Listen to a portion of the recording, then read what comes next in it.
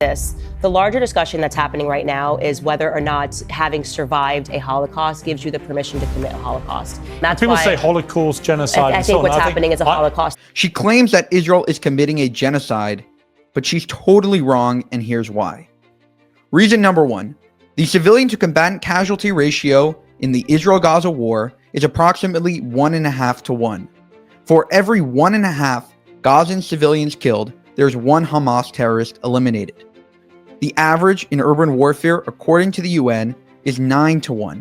That means Israel is doing at least 4 times a better job than the average war. Reason number two, the Gazan population has increased by 2.02%, or 43,000 people, since October 7th.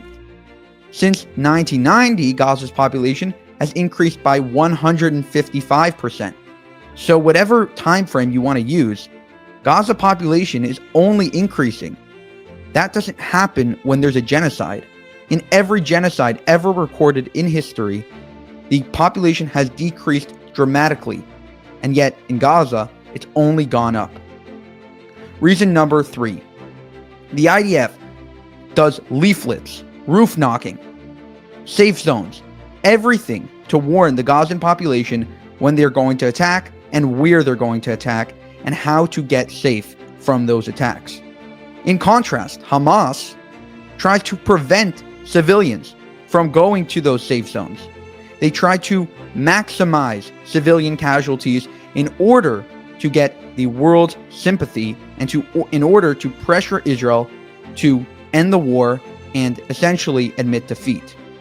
Reason number four, Israel is providing an incredible amount of aid to Gaza. A new study analyzing data from the Coordinator of Government Activities in the Territories, COGAT agency of the Defense Ministry, which includes the weight of consignments of specific food commodities and standardized food parcels delivered to Gaza. The authors found that the mean energy availability across 4 months was 3,163 calories per person per day. That means that Israel is providing well above the necessary requirement for people to survive. Reason number five, if Israel were to commit a genocide, wouldn't they just start with the 2 million Israeli Arabs living right now in Israel? And reason number six, if Israel were to commit a genocide, don't you think they could have done so already?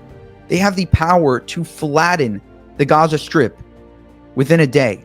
They can carpet bomb the entire place if they wanted to. If they wanted to commit a genocide, they easily could. But they don't, and they're not. So despite Israel's enemies trying to claim that Israel is committing a genocide, every single data point points towards that they're not. The biggest of which, the population increase.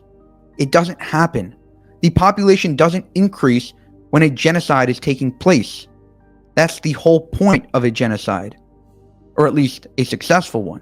To put things in perspective, during the Holocaust, the worst genocide ever recorded in history, the Jewish population decreased from 16 million to 11 million in just 5 years. That is what a genocide is. What Israel is doing is definitely not a genocide, and that one single point that the population has increased is the biggest proof and the only proof that is needed. For more, subscribe to this channel. If you want to help us make more of these videos, you can go to buymeacoffee.com/JewishUncensored.